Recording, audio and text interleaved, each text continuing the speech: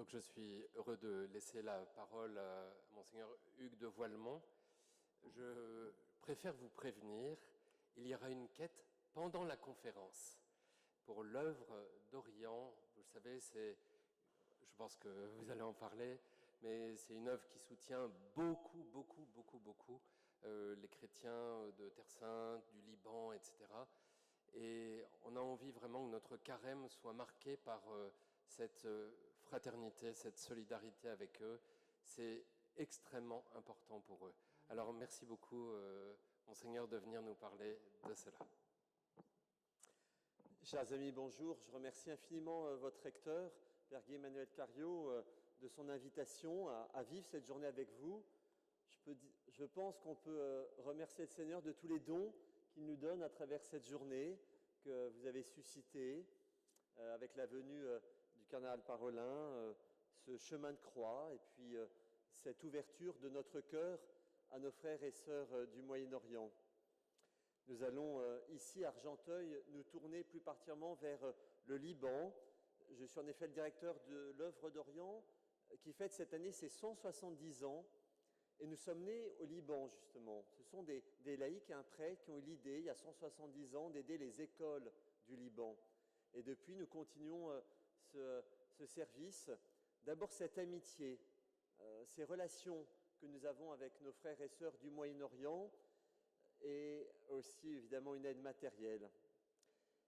L'œuvre d'Orient est présente, bien sûr, au Moyen-Orient. C'est ce que m'a demandé le Père Cariot de vous parler. Mais nous sommes aussi là où sont les églises orientales, ces églises qui sont nées des apôtres, ces églises qui ont évangélisé les occidentaux que nous sommes.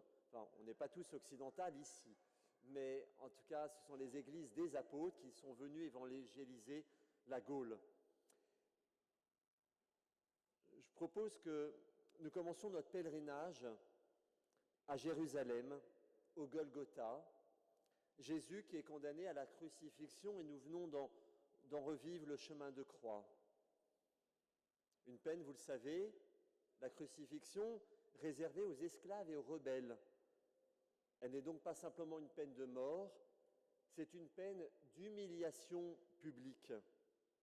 Le condamné est exposé publiquement, privé de dignité, dépouillé de ses vêtements.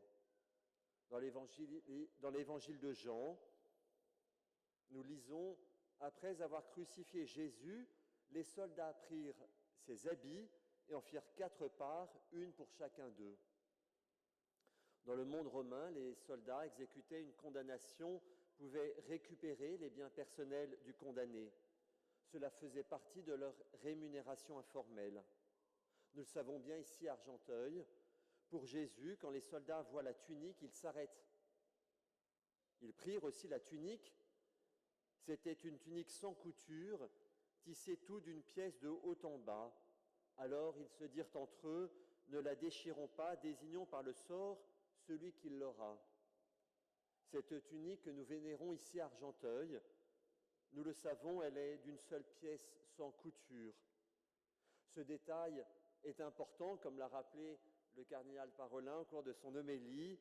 Depuis le début de l'Église, les chrétiens ont compris qu'il s'agissait là d'un message essentiel. Cette tunique d'une seule pièce représente l'unité du corps du Christ, la communion du Christ avec son Église, mais aussi la communion que nous cherchons à vivre entre nous, tous les disciples du Christ, et bien sûr aussi avec tous ceux qui ne le sont pas. Cette fraternité universelle que cherchait à vivre Charles de Foucault. Contempler donc aujourd'hui cette tunique, ce n'est pas simplement un acte de dévotion. Cette tunique, peut-être, nous pose une question. Si la tunique symbolise l'unité de l'Église et notre cœur qui est invité à s'élargir à tous nos frères et sœurs à travers le monde, alors nous comprenons que, méditant sur cette tunique, nous sommes invités à méditer sur le corps souffrant de l'Église. Que faisons-nous devant cette tunique remplie de sang et de sueur et de la souffrance du Christ? Que faisons-nous lorsque nos frères et sœurs chrétiens portent eux aussi cette tunique, cette croix du Christ. Nous savons qu'ils sont nombreux, les chrétiens persécutés à travers le monde, et nous pensons particulièrement aux chrétiens d'Orient, comme me l'a invité votre recteur. Ces chrétiens du Liban en particulier, qui ne veulent pas de cette guerre. Saint Jean-Paul II disait que le Liban est plus qu'un pays, c'est un message. Jean-Paul II voulait dire que l'existence même du Liban porte un sens pour le monde entier, un message. Un pays où vivent plusieurs religions, un pays où différentes traditions essayent, malgré des tensions, de construire une société commune. Ce n'est donc pas simplement une organisation politique un peu originale pour le Moyen-Orient, c'est un message, le Liban, c'est un message que la liberté et que la diversité n'est pas toujours forcément une menace. Un signe que la coexistence qui jusqu'à maintenant existait au Liban, un peu comme un miracle, que cette diversité, que cette coexistence est possible. Un signe que les religions doivent contribuer à la paix plutôt que de contribuer à la division. Et c'est pourquoi lorsque le Liban souffre, ce n'est pas seulement ce pays qui souffre, nous souffrons aussi avec eux. Continuons notre pèlerinage après nous être arrêtés à Jérusalem avec cette tunique que nous méditons ici, qui nous rappelle l'unité de l'Église, qui nous invite à porter aussi dans notre prière les membres souffrants du corps de l'Église dont nous sommes. Continuons notre pèlerinage en nous rendant maintenant précisément au Liban. Le Liban, vous savez, on en parle déjà beaucoup dans la Bible. On parle en particulier d'un arbre et d'une femme. L'arbre du Liban, vous en doutez, c'est le cèdre. Les cèdres du Liban étaient célèbres parce qu'ils étaient grands, durables, parfumés et symboliquement prestigieux. Ce qui faisait de ce bois, le cèdre, un bois idéal pour les constructions royales et sacrées. Jérémie nous dit « Je me bâtirai une grande maison, lambrisée de cèdre ».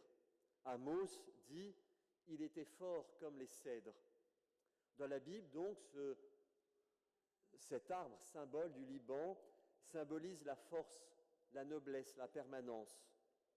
Dans le Cantique des Cantiques, vous savez, cette femme qui décrit son bien-aimé, qu'elle aime, nous dit « Son aspect est comme le Liban, majestueux comme les cèdres ». Vous savez que la tradition voit dans ce poème d'amour entre deux amoureux, l'amour du Christ avec son Église. L'image du cèdre, le pape Léon, lorsqu'il est venu fin novembre, début décembre, réserver son premier voyage après la Turquie au Liban, qui était un signe très important et nous étions évidemment présents, le pape Léon XIV s'est donc adressé aux jeunes qui étaient rassemblés nombreux et quelques-uns venaient de Syrie, ils venaient un peu de toute la région et particulièrement des jeunes chrétiens syriens étaient là pour venir accueillir le pape Léon. Et le pape Léon a utilisé justement cette image du cèdre du Liban devant les jeunes. Il leur disait, le cèdre peut s'élever très haut parce que ses racines sont profondes. Et il ajoutait que l'avenir du Liban dépend précisément de ses racines invisibles, les racines de la foi, les racines de la justice, les racines du service du bien commun. Le Liban n'appartient pas seulement à l'Ancien Testament, à travers cette image du cèdre, et puis on nomme aussi le Liban dans des psaumes et dans bien des occasions. Je veux vous parler d'une femme que Jésus rencontre. À un moment donné de son ministère, le Christ quitte la Galilée et se rend vers la région de Tyr et de Sidon, une région dont on entend beaucoup parler depuis 3 semaines parce que c'est le sud Liban. Il va rencontrer dans cette région une femme. À l'époque, cette région du Moyen-Orient est le symbole du monde païen. Donc Jésus, à travers cette visite de cette région du Moyen-Orient, qui est aujourd'hui le sud Liban, manifeste, nous le savons bien, qu'il est envoyé non pas seulement à Israël, mais à toutes les nations. Jésus, se rendant là, bas, décide donc de franchir une frontière, pas seulement une frontière géographique, mais une frontière religieuse, parce que jusqu'alors aucun juif ne la franchissait, une frontière culturelle. Et c'est là qu'une femme, dite syro-phénicienne, la région, eh bien, s'adresse à Jésus. Elle lui crie « Seigneur, fils de David, ma fille est tourmentée par un démon. » Cette scène est étonnante parce qu'au début, Jésus semble garder le silence, comme peut-être parfois dans nos prières, Jésus semble ne pas nous répondre. Et puis, il répond, il finit par répondre, « Je n'ai été envoyé qu'aux brebis perdues de la maison d'Israël. » En gros, ta demande, je n'ai pas tellement envie d'y répondre pour l'instant, je m'adresse aux fils d'Israël. Mais la femme va insister, comme nous sommes invités à le faire dans notre prière. Elle ne se décourage pas, elle va se prosterner et continuer de supplier le Seigneur. Après un nouvel échange, Jésus se tourne vers elle et prononce cette parole magnifique, « Femme, grande est ta foi, qu'il t'arrive comme tu le veux. » Et l'Évangile nous dit que la fille de cette femme fut guérie à l'instant même. Une scène donc profondément prophétique, parce qu'elle annonce que Jésus nous envoie, est envoyé lui-même non seulement aux fils d'Israël, mais également aux étrangers, aux nations païennes, à toutes les nations. Le salut de Dieu, la miséricorde de Dieu ne peut être enfermée, elle déborde, elle rejoint tous les peuples. Le Liban continue d'être cette terre de passage. Depuis l'Antiquité, ce sud-Liban est en effet une terre de passage, un lieu de commerce, il y a des ports, et puis un lieu de rencontre entre Juifs, entre Grecs, entre Phéniciens, entre Romains. Cette terre du Liban est donc pour nous aussi spirituellement un symbole de l'ouverture, un signe d'un passage, le signe que chaque chrétien doit rencontrer aussi ceux qui viennent d'ailleurs. Et je crois qu'ici à Argenteuil, vous y êtes invités tous les jours. Cette scène décide déjà la vocation de ce pays du Liban, une terre où les peuples se rencontrent, une terre où la foi traverse les frontières. Aujourd'hui, peut-être que cette femme syro-phénicienne et de ce qu'elle a permis à Jésus de nous dire, cette femme nous invite à comprendre que nous sommes invités à rencontrer chacun et chacune d'entre nous, d'où il vient et où il va. Le cèdre, cette image qu'utilise le pape Léon pour parler des racines profondes, le Liban que Jésus a visité en rencontrant cette femme et qui nous invite à l'ouverture à tous les peuples, le Liban aussi dans son histoire est, si on peut dire, une montagne de prière. En effet, très tôt, le Liban est un pays de monastères. Au IVe siècle, apparaît une figure étonnante, c'est Saint Maroun, le grand saint des Libanais. C'est un ermite, un homme de solitude, un homme qui cherche Dieu dans le silence et dans l'ascèse. Cet homme devient rapidement une figure importante, déjà de son vivant, parce qu'un grand-père de l'Église, qui s'appelle Saint Jean Chrysostome, qui est archevêque de Constantinople, Istanbul aujourd'hui, a entendu parler du témoignage de Saint Maroun et lui écrit, si je vous le cite, c'est que ça nous dit quelque chose. Il écrit cela. Il lui écrit cette lettre à Maroun, prêtre et moine. Si on peut dire, c'est le père des moines. C'est un des pères des moines. Et donc, Saint Jean Chrysostome écrit à ce moine, « Nous sommes liés avec vous par amour et par disposition. Et nous vous voyons ici, donc à Constantinople, comme si vous étiez présents. Car telle est la vision de l'amour ne pas être séparés par une route, ne pas être fanés par le passage du temps. Chaque fois que cela est possible, nous saluons votre dignité et nous vous faisons savoir que nous vous gardons continuellement dans notre mémoire. Chers amis, vous qui avez choisi de rester pour cette conférence qui se veut aussi un peu spirituelle, vous qui avez vécu peut-être depuis ce matin cette journée de rencontre, cette journée de prière, je crois que nous pourrions dire, comme Saint Jean Chrysostome, que nous faisons encore l'expérience que même si nous ne pouvons pas visiter nos amis qui sont lointains, eh bien par la prière, ils nous sont proches.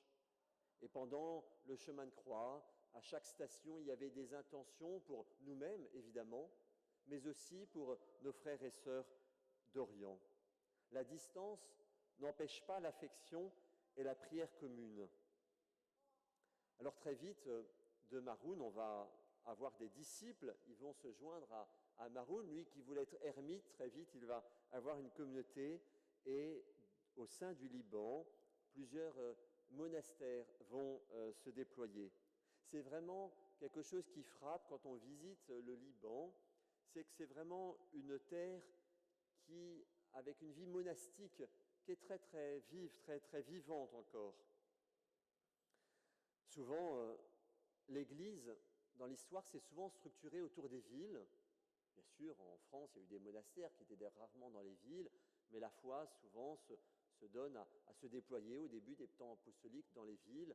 Eh bien, au Liban, c'est souvent dans les montagnes où se sont installés des monastères que la foi s'est développée.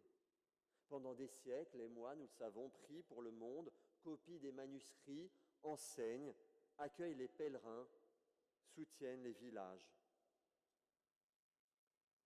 Aujourd'hui encore, les monastères du Liban vivent cette vocation de quelque chose qui est très important, de cette vocation de prière. Ils prient d'ailleurs en araméen, la langue du Christ, mais aussi en arabe. Ils chantent les psaumes comme le Christ les chantait lui-même. Mais également, aujourd'hui encore, ces moines libanais ont un rôle social. Ils portent dans leurs prières évidemment les souffrances de leur peuple, mais également dans ce pays qui est très marqué par une grande crise économique, eh bien beaucoup de monastères du Liban que l'œuvre d'art soutient sont devenus des lieux d'accueil et des lieux de secours. Les moines distribuent de la nourriture, ils accueillent les familles en difficulté, ils soutiennent les villages qui manquent de tout. Ainsi, dans un pays blessé, brisé, la vie monastique est aussi un lieu de consolation, une présence discrète mais essentielle.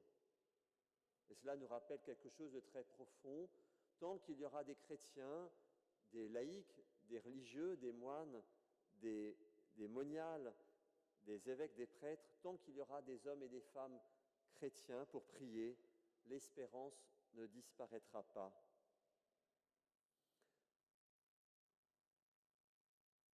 La Bible présente dans le Liban, présent dans la Bible, le Liban qui est visité par Jésus à travers en particulier cette femme, cette syro-phénicienne, ce Liban, cette montagne de prière. Le Liban demeure encore aujourd'hui un message, comme je le disais, une vocation unique pour notre monde. Beaucoup de religions, je l'ai déjà un petit peu souligné tout à l'heure, des chrétiens, des musulmans, des druzes, sont présents encore dans ce pays et cherchent à vivre une estime des uns des autres et aussi une forme de fraternité. Le pape Léon XIV, là encore, quand il est venu début décembre au Liban, a voulu rencontrer toutes les grandes traditions religieuses présentes au Liban. J'étais présent à cette rencontre, c'était très émouvant de voir les plus hautes autorités dont on entend parler ici en France, les sunnites, les chiites, vous savez qu'il y a de grands combats parfois aussi entre eux, les druzes, les chrétiens, des orthodoxes, des catholiques orientaux, des catholiques latins, toutes ces présences religieuses, eh bien, le pape Léon a dit on se retrouve place des Martyrs, une place historique de Beyrouth, et on échange, on va se rencontrer. Et il leur a donné un message important, comme quoi il n'y a pas beaucoup de pays où autant de personnes qui, parfois, ne s'estiment pas beaucoup, peuvent se parler, se rencontrer. Et l'ont fait d'une manière publique. Donc on peut penser que leurs paroles les engagent. Et il a dit que, lorsqu'il a pris la parole lui-même, dans un temps où la coexistence semble parfois un rêve lointain, le peuple libanais rappelle au monde que l'unité, la réconciliation et la paix peuvent être construites. Il a évoqué une image qui est celle que nous vivons beaucoup lorsque nous sommes dans les pays du Moyen-Orient ou dans les pays où il y a culturellement et religieusement beaucoup de musulmans. Il a évoqué les cloches des églises et l'appel à la prière des mosquées. Il a exprimé ce souhait que ces voix différentes puissent s'élever ensemble comme un chant vers Dieu. Et puis, bien sûr, il a encouragé, à travers cette visite, le peuple libanais à également ne pas renoncer à ce qu'ils sont, à continuer à porter leur vocation malgré les crises et les blessures. Il rappelait à la suite de Jean-Paul II que les Libanais étaient un message pour le monde entier.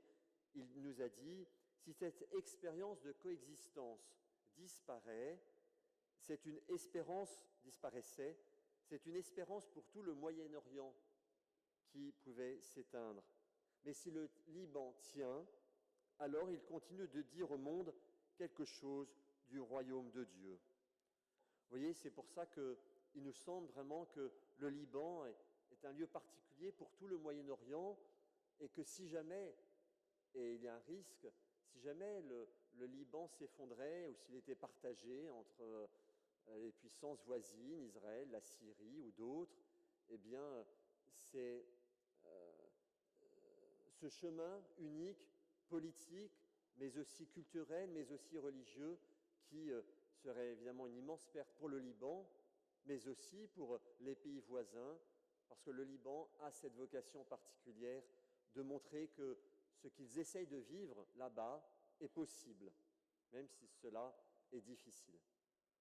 Puis peut-être l'avant-dernière partie que je voulais vous partager, c'est évidemment la grande épreuve que vit le Moyen-Orient depuis 3 semaines, évidemment avec les bombardements d'Israël et des États-Unis sur l'Iran et toutes les répercussions pour la région et particulièrement pour le Liban. Le Liban, nous le savons, a déjà vécu beaucoup de crises. Pendant 5 ans, ce pays n'a pas eu de gouvernement.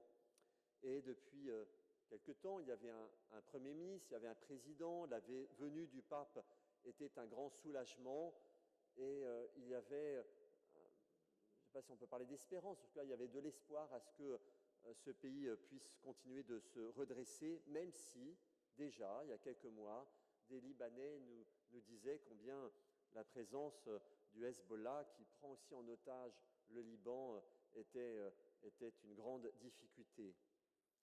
Depuis 3 semaines, eh bien, le Liban est entré à nouveau dans une situation vraiment très dramatique. J'ai évidemment quotidiennement des amis libanais et puis on a un bureau Liban qui est présent au Liban, un bureau pays de l'œuvre d'Orient qui est présent au Liban.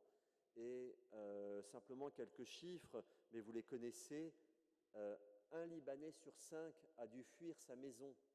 Quand on parle d'1 million, ça nous paraît beaucoup. 1 million de Libanais qui ont dû partir parfois avec leur voiture. Moi, je connais des personnes qui sont parties à pied, peut-être à peine avec une valise ou un sac à dos. 1 million, ils sont 5 millions le Liban. Ça fait 1 million de Libanais sur 5 qui a dû fuir son domicile. Il y a déjà 1 millier de morts et plus d'une centaine d'enfants. Vous avez peut-être vu aussi dans l'actualité que Israël a demandé que les villages du sud Liban dont j'ai parlé tout à l'heure, Tyr et Sidon, c'est une grande partie du Liban. Ce n'est pas simplement la frontière, c'est une grande partie du Liban que Jésus donc a visité, où il y a encore des villages chrétiens. Eh bien, on leur a demandé de quitter leur village. Pour une fois, les autres fois, certains sont partis parce qu'ils savaient qu'ils pouvaient revenir. Mais cette fois-ci, beaucoup d'entre eux, pas tous, c'est leur choix, mais certains ont décidé de rester dans leur village, au sud donc de ce village, parce qu'ils refusent d'abandonner leur maison, parce qu'ils craignent de ne jamais pouvoir y rentrer si cette partie du pays venait à être occupée, ce qui est probable. Ces chrétiens ne sont pas armés. Ils nous disent une nouvelle fois qu'ils ne veulent pas de cette guerre. Mais ces chrétiens, et c'est là où élargir notre prière nous fait du bien, cette prière, ces chrétiens nous donnent un témoignage extraordinaire de courage, de fidélité, d'espérance. Et je crois que nous avons, les uns les autres, à aussi changer notre regard sur ces chrétiens, particulièrement du Moyen-Orient, puisque c'est de cela dont on parle aujourd'hui. Bien sûr, ce sont des églises persécutées, ce sont des églises blessées, mais ce sont aussi des églises debout et qui peuvent dire à l'église latine, aux occidentaux que nous sommes, que nous avons aussi à apprendre d'eux dans leur engagement, parce que ce qu'ils font dans leur pays, les religieuses, les religieux qui tiennent des écoles, qui tiennent des dispensaires, ils accueillent tout le monde. Et donc, ils rendent aussi un service public pour leur pays. Et donc, c'est vraiment très important de nous laisser aussi étonner par leur liturgie, par leur manière de vivre, et qui aussi est un véritable enseignement pour nous. Vous l'avez su, il y a 10 jours, un prêtre qui avait voulu rester justement au sud du Liban a été, comme beaucoup d'autres, victime d'un bombardement et il est mort.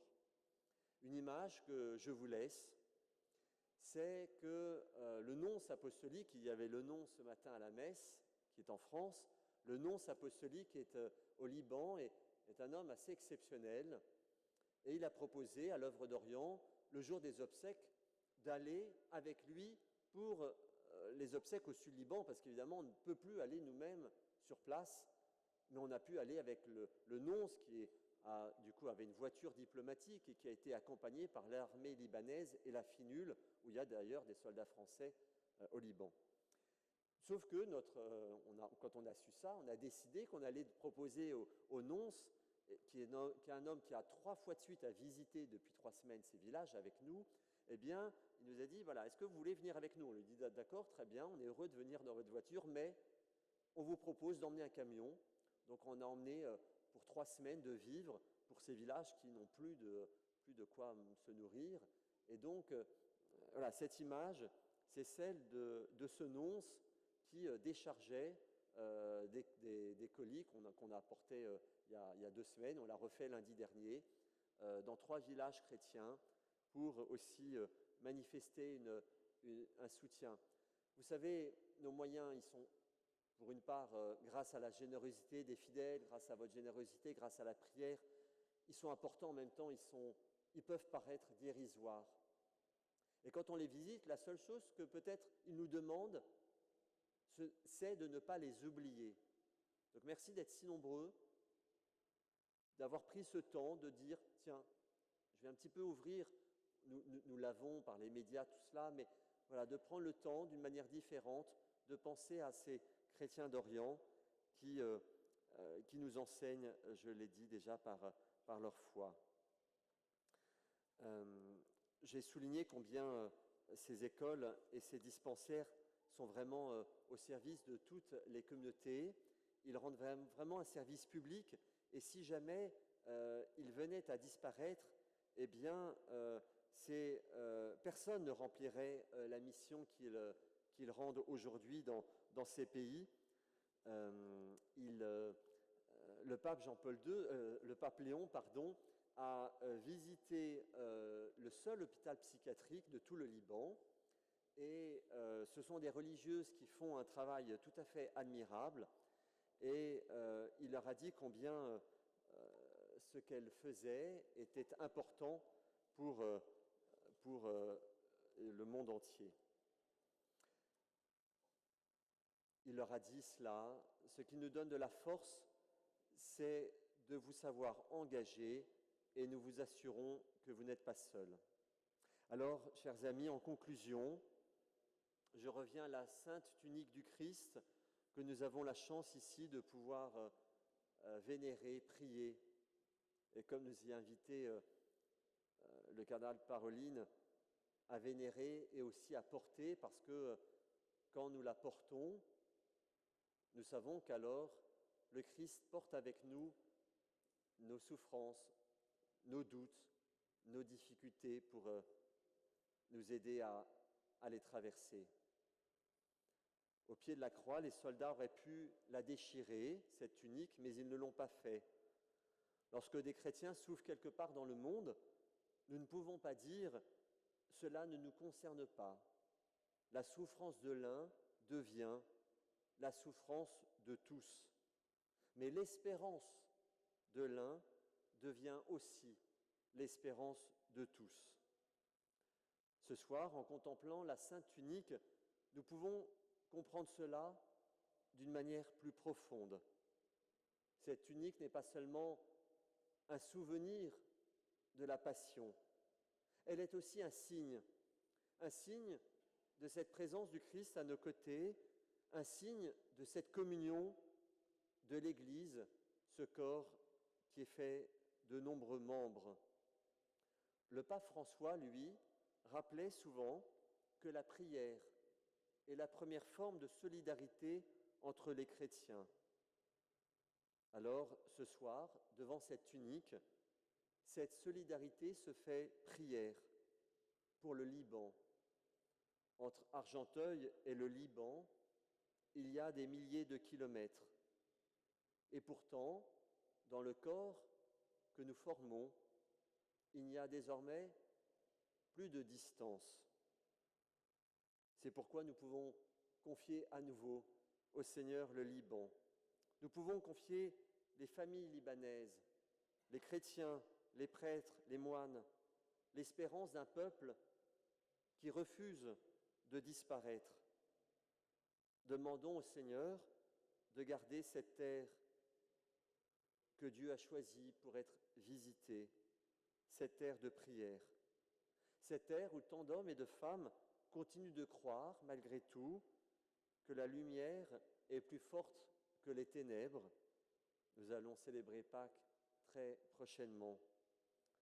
La contemplation de la tunique du Christ est aussi une invitation à ne jamais déchirer cette unité, cette communion du Christ et à reconnaître que parfois, quand nous la déchirons, eh bien, le Christ lui-même prend le temps de recoudre cette tunique de notre cœur pour que, par le sacrement de l'Eucharistie, par le sacrement de la réconciliation, nous soyons à nouveau unis à lui et envoyés pour témoigner de son amour. Je vous remercie. Amen.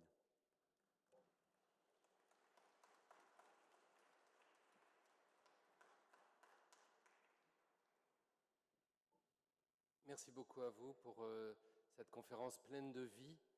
Je trouve que vous êtes en train de devenir libanais, mon père, parce que les Libanais gardent beaucoup de joie dans le cœur, sans la barbe, beaucoup de joie dans le cœur malgré toutes leurs souffrances. Notre diocèse, le diocèse de Pontoise, est en train de finaliser un jumelage avec un petit diocèse qui est juste au-dessus de Beyrouth, qui s'appelle le diocèse de Sarba. Monseigneur Paul Rouana est venu souvent à la basilique. Et voilà, donc c'est moi qui m'occupe de ce jumelage, donc je suis très heureux on doit normalement y aller au mois de juillet pour les journées diocésaines là-bas, pour la signature. On verra si c'est possible. Mais en tous les cas, c'est en très bonne voie. Et voilà, donc merci de votre générosité. Il y a un stand à l'accueil, à l'entrée, enfin plutôt à la sortie de la basilique, de l'œuvre d'Orient. Vous pouvez aller prendre des tracts, et puis il y a des volontaires, des bénévoles de l'œuvre d'Orient qui peuvent vous renseigner aussi. Il y a besoin aussi de volontaires pour cela. Nous allons vivre dans quelques instants l'office de vêpres et puis à 17h, l'hymne acatiste avec la communauté roumaine orthodoxe de Paris. Vous pouvez, si vous le désirez, continuer à venir devant la Sainte Tunique et aussi vous confesser. Encore merci beaucoup.